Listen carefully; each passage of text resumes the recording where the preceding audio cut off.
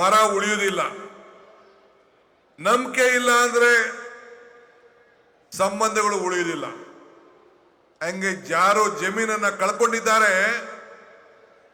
ಅವ್ರಿಗೂ ಸಂಬಂಧ ಇರಬೇಕು, ಇಲ್ಲಿ ಅಭಿವೃದ್ಧಿನೂ ಆಗಬೇಕು, ತಾನೂ ಬದುಕಬೇಕು ಅಂತ ತೀರ್ಮಾನ ಇವತ್ತು ನಮ್ಮ ಸರ್ಕಾರ ಇವತ್ತು ಮಾಡಿದೆ.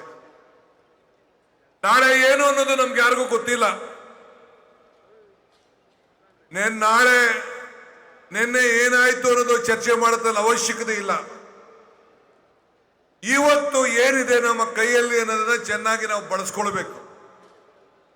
ಅದಕ್ಕೆ ಸಿದ್ದರಾಮಯ್ಯ ನೇತೃತ್ವದ ಸರ್ಕಾರ ನಾವೆಲ್ಲ ಸೇರ್ಕೊಂಡು ಬೆಂಗಳೂರು ನಗರಕ್ಕೆ ಒಂದು ಹೊಸ ಕೊಡುಗೆಯನ್ನು ಕೊಡಬೇಕು.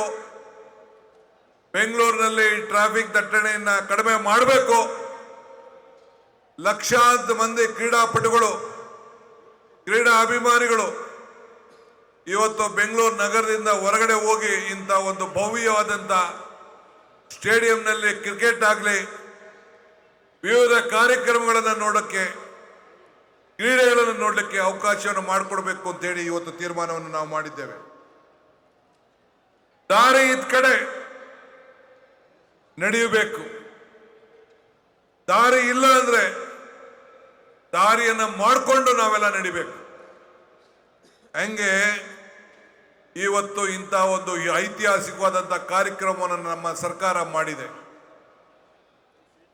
ಬೆಳಕೇ ಇಲ್ಲೇ ಅಲ್ಲ ಅಂದ್ರೂ ಕೂಡ ನಡಿಬಹುದು.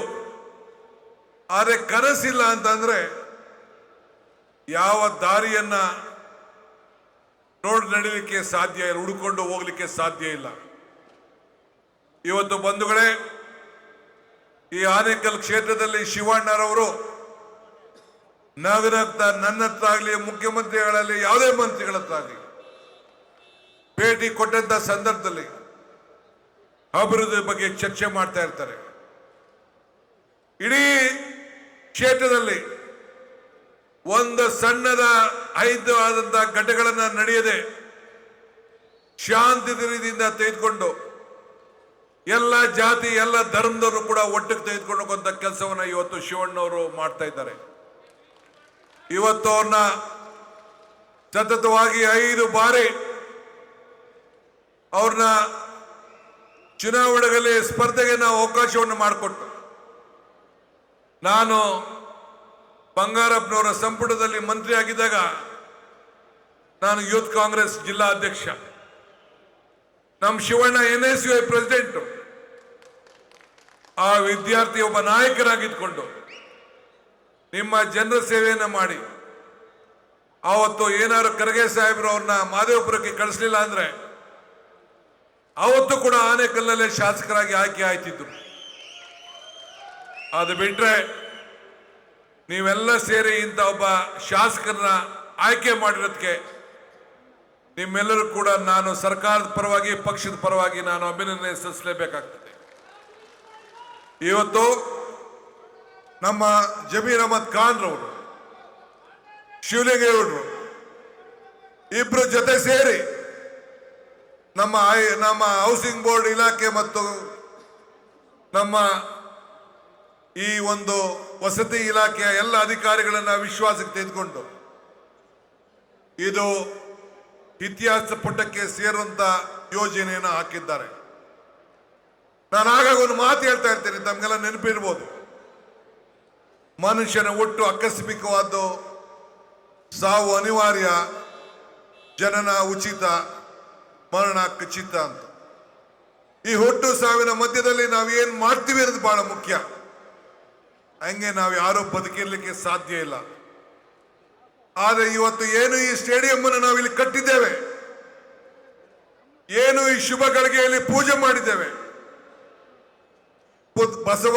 ಬುದ್ಧ ಬಸವ ಮನೆ ಬಿಟ್ಟ ಗಳಿಗೆಯಲ್ಲಿ, ಯೇಸು ಕ್ರಿಸ್ತನು ಶಿಲುಬೆಗೆ ಏರಿದ ಗಳಿಗೆಯಲ್ಲಿ, ಭೀಮಾ ಬಾಯಿರವರು ಅಂಬೇಡ್ಕರ್ ಅವರಿಗೆ ಜನ್ಮ ಕೊಟ್ಟಂತಹ ಗಳಿಗೆಯಲ್ಲಿ, ಕೆಂಗಲ್ ಹನುಮಂತಯ್ಯನವರು ವಿಧಾನಸೌಧ ಕಟ್ಟಂತ ಗಳಿಗೆಯಲ್ಲಿ, ಇಂಥ ಪವಿತ್ರವಾದಂಥ ಗಳಿಗೆಯಲ್ಲಿ ನಾನು, ಸಿದ್ದರಾಮಯ್ಯನವರು, DK ಸುರೇಶ್ ಅವರು, ಪರಮೇಶ್ವರ್ ಅವರು, ಜಮೀರ್ ಅಹಮದ್ ಖಾನ್ ರವರು, ಶಿವಲಿಂಗೇಗೌಡರು ನಾವೆಲ್ಲ ಬಂದು ಬಹಳ ಸಂತೋಷದಿಂದ ಈ ಭೂಮಿ ಪೂಜೆಯನ್ನು ಮಾಡಿ ಈ ಬೆಂಗಳೂರು ನಗರದ ಜನತೆಗೆ, ಕ್ರೀಡಾ ಅಭಿಮಾನಿಗಳಿಗೆ ಒಂದು ಶಾಶ್ವತವಾದಂತಹ ಸಾಕ್ಷಿ ಗುಡ್ಡೆಯನ್ನ ನಾವು ಇವತ್ತು ಬಿಟ್ಟು ಹೋಗ್ತಾ ಇದ್ದೇವೆ. ಇದು ನಮಗೆ ಬಹಳ ಸಂತೋಷ ಬಂದಿದೆ. ಈ ಇಡೀ ರಾಜ್ಯದಲ್ಲೇ ನಮ್ಮ 6ನೇ ಗ್ಯಾರಂಟಿ, ಭೂ ಗ್ಯಾರಂಟಿ, ಹೌಸಿಂಗ್ ಬೋರ್ಡು, ನಮ್ಮ ಹೌಸಿಂಗ್ ಇಲಾಖೆ, ವಸತಿ ಇಲಾಖೆ ಒಂದು ಕ್ರಾಂತಿಕಾರಿ ಬದಲಾವಣೆಯನ್ನು ಮಾಡ್ಕೊಂಡು ಬರ್ತಾ ಇದೆ. ಸೂರು ಇಲ್ಲದೆ ಹೋದವ್ರಿಗೆ ಸೂರು ಕೊಡುವಂಥದ್ದು, ದಾಖಲೆ ಇಲ್ಲದೆ ಹೋದವ್ರಿಗೆ ದಾಖಲೆ ಕೊಡುವಂಥದ್ದು, ಅವನ ಆಸ್ತಿಗಳಿಗೆ ಅಚ್ಚುಕಟ್ಟಾಗಿ ವ್ಯವಸ್ಥೆಯನ್ನು ಮಾಡಿಕೊಡುವಂತ ಕೆಲಸವನ್ನು ಇವತ್ತು ನಾವು ಕೊಟ್ಟು ಹೋಗ್ತಾ ಇದ್ದೇವೆ. ಹೆಂಗೆ ದೇವರು ನಮಗೆ ಕೊಟ್ಟೋಗಿರೋದು 2 ಆಯ್ಕೆ, ಒಂದು ಕೊಟ್ಟೋಗು, ಒಂದು ಬಿಟ್ಟೋಗು. ಹಂಗೆ ಕೊಡುವಂತ ಕೆಲಸ, ಬಿಡುವಂತ ಕೆಲಸ ಎರಡು ಕೂಡ ಮಾಡಿ ಕೊಟ್ಟ ಮಾತನ್ನ ಇವತ್ತು ನಾವು ಉಳಿಸ್ಕೊಂಡು ನಿಮ್ಮ ಸೇವೆಯನ್ನ ಮಾಡ್ತಾ ಇದ್ದೇವೆ. ಇಡೀ ರಾಜ್ಯದಲ್ಲಿ ನಾವೇನು 6 ಗ್ಯಾರಂಟಿಗಳನ್ನು ಈಗಾಗಲೇ ಕೊಟ್ಟಿದ್ದೇವೆ.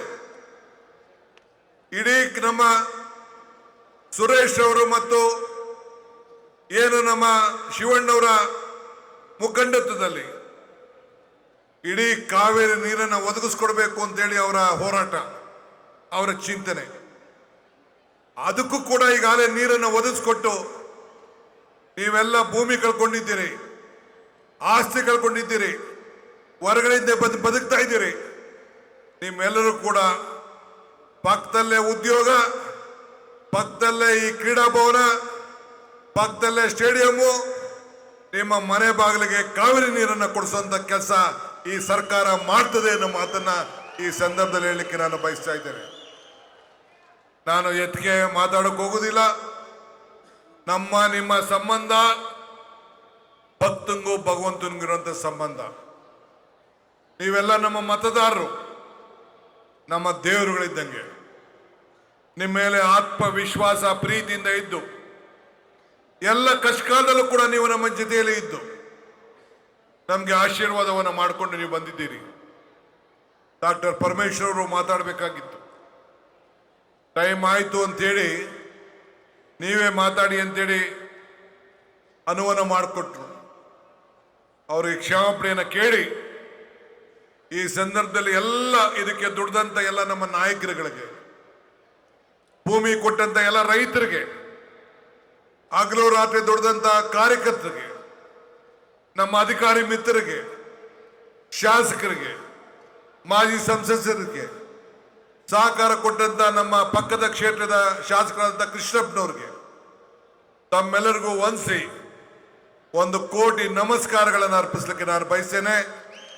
ಜೈ ಹಿಂದ್, ಜೈ ಕರ್ನಾಟಕ.